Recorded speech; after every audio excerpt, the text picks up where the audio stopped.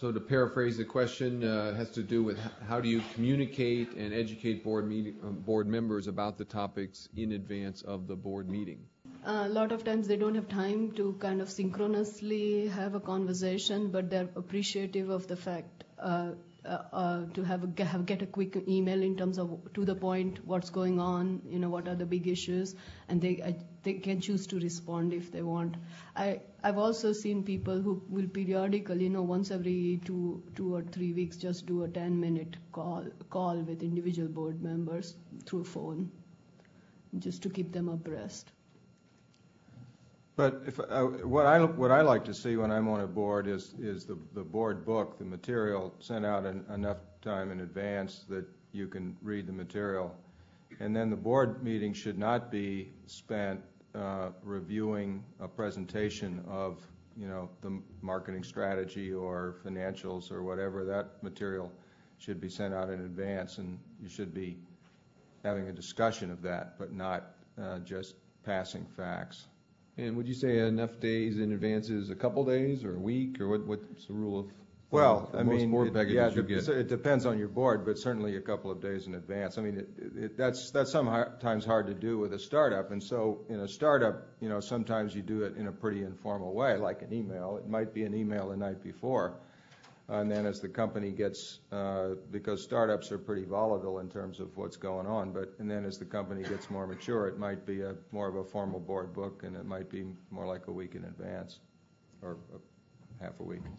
If I could add something, I think that it is always a general sign of good health that there should be a fairly steady dialogue going on between the CEO and the various board members, and so there really shouldn't be a huge cliff that everybody is waiting for when the board meeting's coming.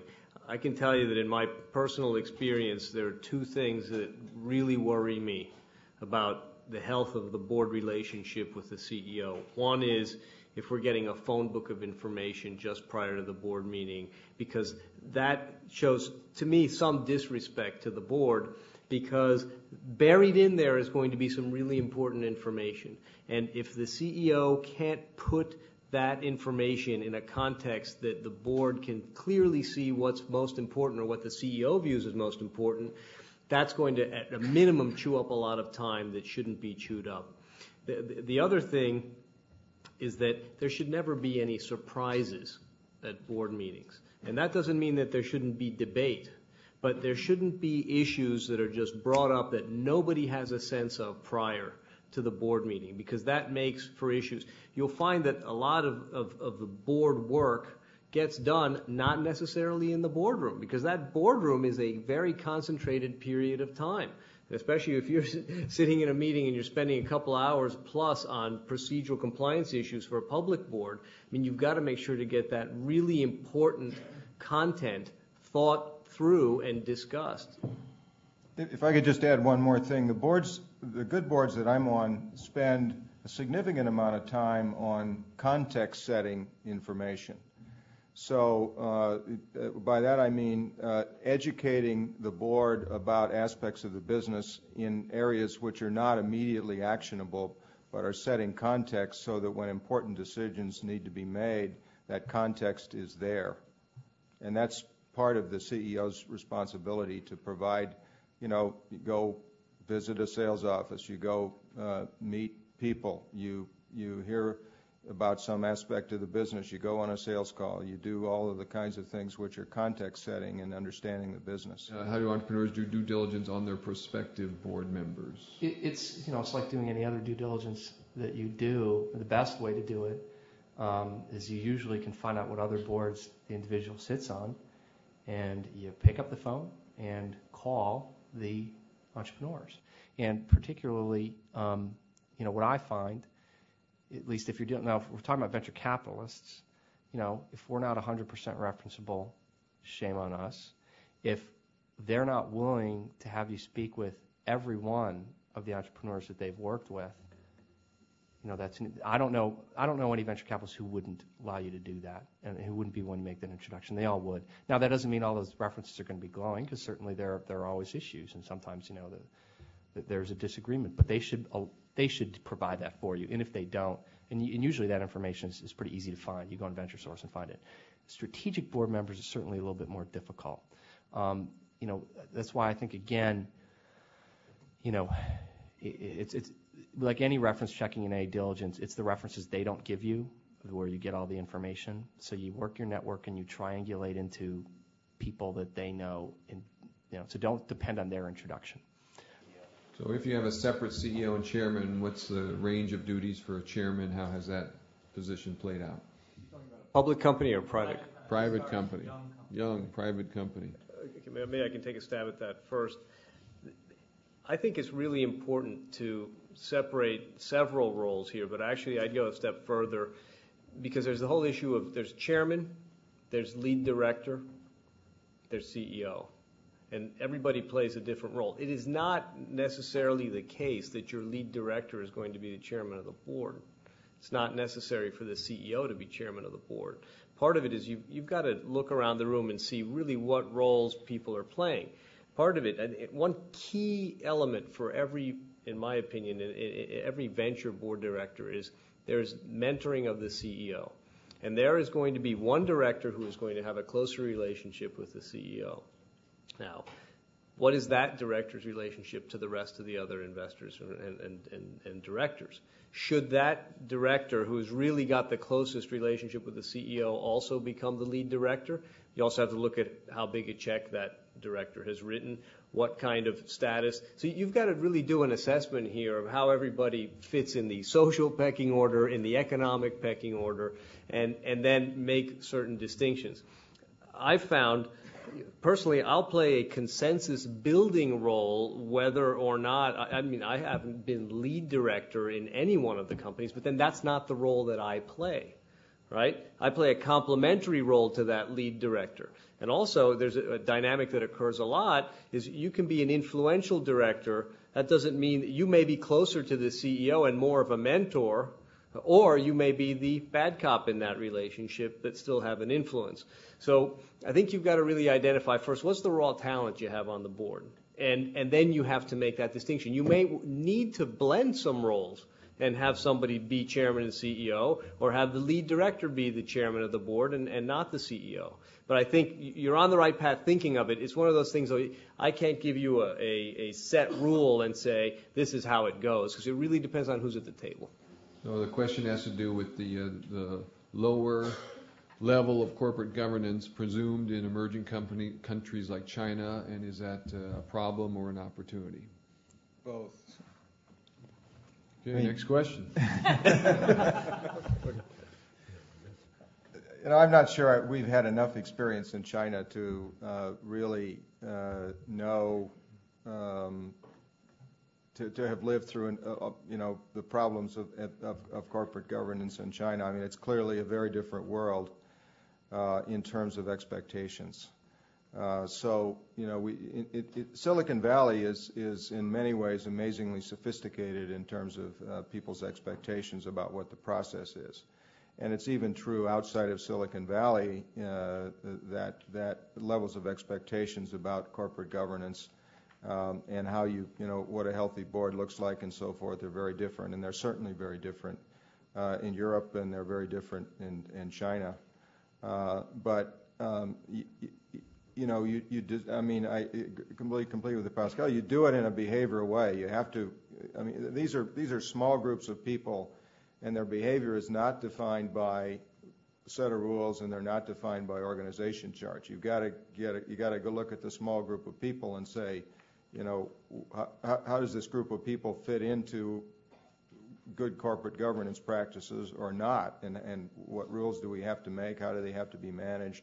And who needs to be added to the group in order to have, governance. But there's just a big distinction in my mind in venture-backed companies between what the board really does and then the corporate governance stuff that you have to do for legal and compliance, which ought to be, pretty minor, frankly, as a portion of your time, but is of course absolutely necessary. So tips for managing bicoastal or geographically separated board members. Not in this company, but in my previous company, we had one independent board member that was located on the East Coast, and I would say that it was a challenge to kind of make sure to keep him abreast of everything that was going on. And also, I think it was too much to require him to attend in person all board meetings. And so after a few months, we kind of came up with this arrangement that he would attend alternate board meetings in person. But also at any of his West Coast trip, he will kind of stop by and kind of get up to speed. It also one of the things it forced us to do was plan better, which is always a good thing, as you are hearing from people here that board members like to get the packets earlier, and they like to they don't like any surprises on the table at the board meeting. Stuff like that. So I think better planning and just be, I would say, be opportunistic in terms of connecting with them one-on-one. One thing I think you should do is it's just not going to be realistic to expect the same relationship with the other coastal board member. It just isn't. And I feel that personally, and I'm doing as much as you can. But so what you want to do is go out of your way to do two things, to understand in general how they like to be kept abreast of the issues and how they like to be informed and what their key issues are probably going to be. And that way you could do a lot of the communication outside the board meeting on either a regular phone call you set up or through email, so that you're not trying to get a lot of work done in the board meeting because it just won't work. And then sort of so the second thing is really understand the value that they can bring, and then focus it. Because, again, it's just going to be a lot more difficult there on the other coast. And, figure out, so narrow the objectives that you have for them as a board member to a couple of things and really manage them on it. Now, the European board member you have those issues and a little bit more because you have usually a very different cultural issue there. And I've had that experience. Well, actually, I've had a Japanese board member, which is a different set of issues. So their expectations in terms of communication on formality and what a board is supposed to do are wildly different, as I pointed out, than what the Silicon Valley expectation is. And, from their perspective, the board meeting itself is generally a fairly formal event. And so they'll have a different expectation for that. And the expectations of you and your preparation and how much you keep them informed are going to be higher. So I would, spend some time with them right now up front and learn what their expectations are to try to manage it. Because it isn't, there is no secret sauce. It isn't going to be ideal. You're not going to get it right. So just figure out how you can get it as good as you can. I would add, I would try very hard to set the expectation that the board is physically going to get together at least for half the board meetings. I don't know how often you meet, but at least a couple of times a year that the board is physically going to get together. I think it is just not good to have people calling in to board meetings in entrepreneurial companies. It's happening. It seems to be happening more and more.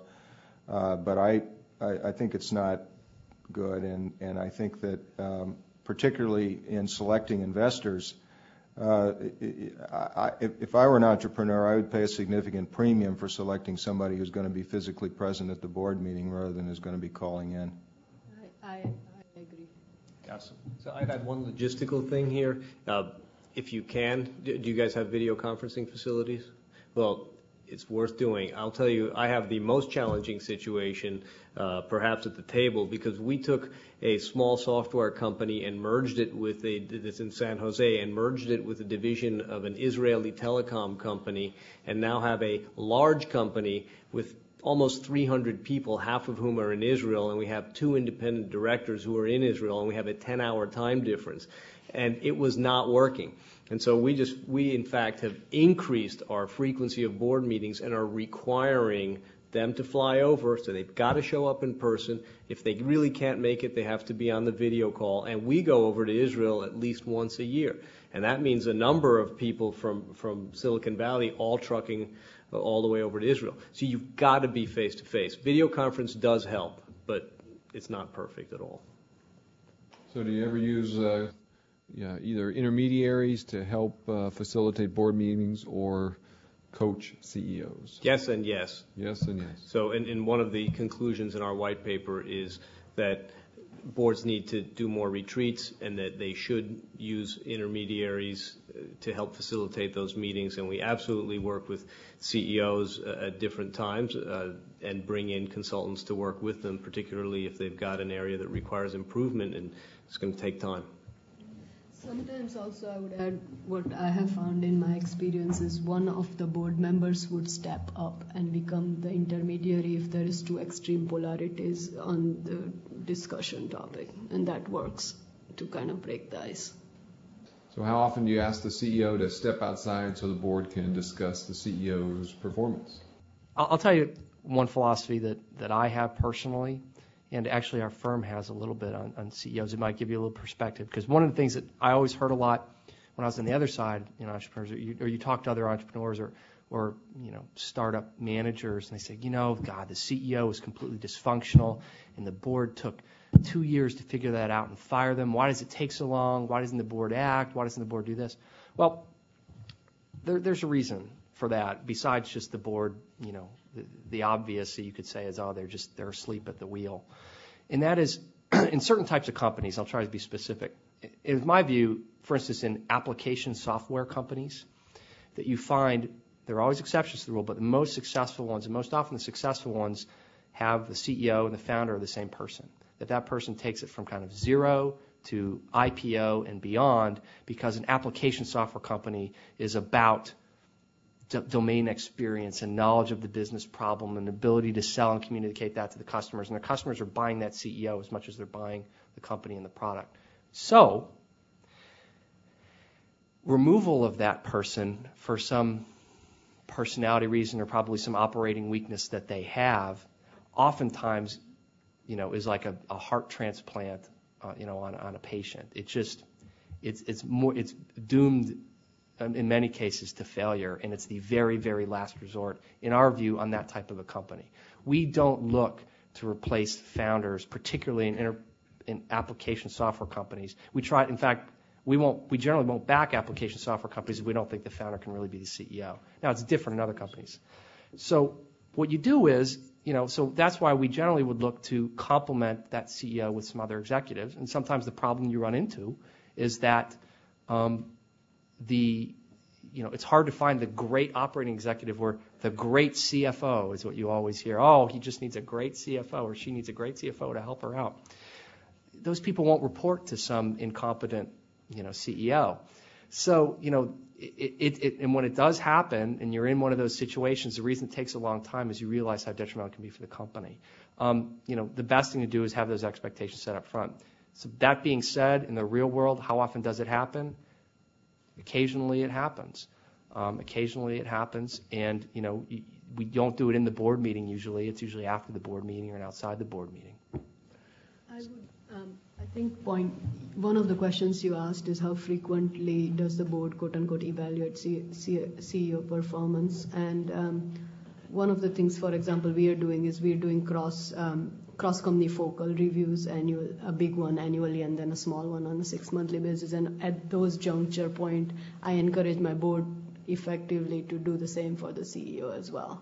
And so I think if you can, as you said, if you set the expectations up front in terms of here are your goals, it's a lot easier to kind of evaluate that person object. So is it appropriate or allowed or even a good idea to have one of the board members mentor the CEO? My opinion is that it's not a good idea to have a deep mentor relationship with your board member while you're sitting on the board. It's fine to do it after. Like a lot of times, you end up having a professional relationship even after your board engagement ceases. See, I draw the distinction between being a sounding board and being able to give you advice and really being your mentor. Because if you're talking about this deep one-on-one relationship that transcends the professional relationship with the board, I can see that creates a conflict. I think we think it's incumbent upon boards of directors and directors specifically to be able to give advice and have the CEO feel that they can come to you for advice and as a sounding board of ideas. So I think there are limits to where that goes. But there should be a constructive relationship there, because at the end of the day, the CEO can't really be looking to subordinates to get that type of advice. It's just not going to happen. So you need somebody also. One of the big things that venture capitalists should bring as a positive to their companies is pattern recognition. We've been involved with many companies, and a lot of the challenges that you face as a CEO, we've seen, and we've seen people address them well, and we've seen people fail. So that's not outside of the scope of the things that you should expect from your. What are the warning signs of bad, or just negligent, I'll say, not bad? I mean, there's dysfunctional board behavior, and then there's negligence. And I think you're more asking about negligence. Dysfunction, it's too rich a topic for an hour. Basically some people look at their role as a board member is to show up for board meetings and give comments. I mean, and I'll tell you that word "some" is probably 60 to 70% of the venture business. To be honest, that you show up for the board meeting and you give your piece, and maybe occasionally you make an introduction, and that's kind of it.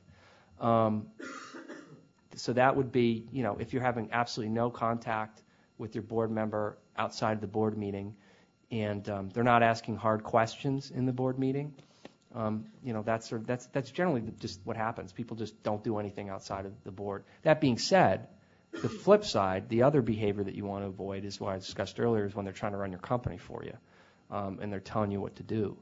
I think the job is to constantly be asking questions, to be focused on what the key issues are for their company to solve, and always be thinking of ways, they might be able to help, and they might suggestions they could make, or questions they can ask. And are they thinking about that all the time for you? So a question has to do, as a company grows, either grows the board, or we even alluded to the fact that as a firm evolves, the needs of board members will change. So presumably, some of the board members you needed earlier are no longer appropriate, and you need different players. What is the process for removing board members? So natural time to do that is in the next round of financing. So if you're engaging with the lead investor for that new financing, first of all, that investor is going to interview all the board members, and it would be shocking if the investor didn't identify some of the issues that you felt. And so you have to have the frank discussion. There's a situation that I'm familiar with where a board's going down from 7 to 5, and actually there's 3 exiting board members, 2 new ones coming on, and so we had a frank discussion with the CEO about, well, what did the CEO think the board ought to be like, and also what did we think the board ought to be like? And so we came to an agreement, and then we just wrote it into the term sheet. It says, this is the way it's got to be, these are the new representatives, and some of it was left unspoken, but the CEO knew what had to be done. And so I think that's a perfect opportunity to do that.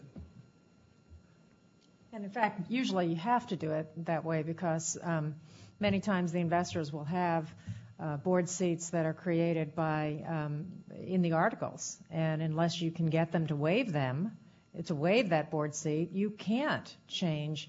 You may be able to swap out the representative of the investor with some discussion, but a lot of times, especially if you're trying to reduce the board size, you can't do that unless you are kind of able to bring some leverage to the table, and most of the time the best way to do that is in the next financing round. It's a hard thing to do, even at the financing time, unless the older, especially most investors today in today's term sheets, they'll write it in terms of what they want board this level, one board voting board seat and one observer rights, and especially in the last 3 years, what I have seen through what I experienced and other friends, it's all written down and they don't want to give it up. So it's a hard thing to do. See, and I think that's a very good point, but I'll tell you that at Levensohn Venture Partners, we take this to the extreme. We will not do the deal. I mean, that's a deal breaker for us right there. If it doesn't get done exactly the way we want it, that I don't care how much I like the company, because that just tells you you're going to have a problem. And better get the problems out on the table now and clean things up. And there aren't that many people who really focus in on those issues and give them that high a priority. They figure, it'll be okay, it'll work out. But I think you're just setting yourself up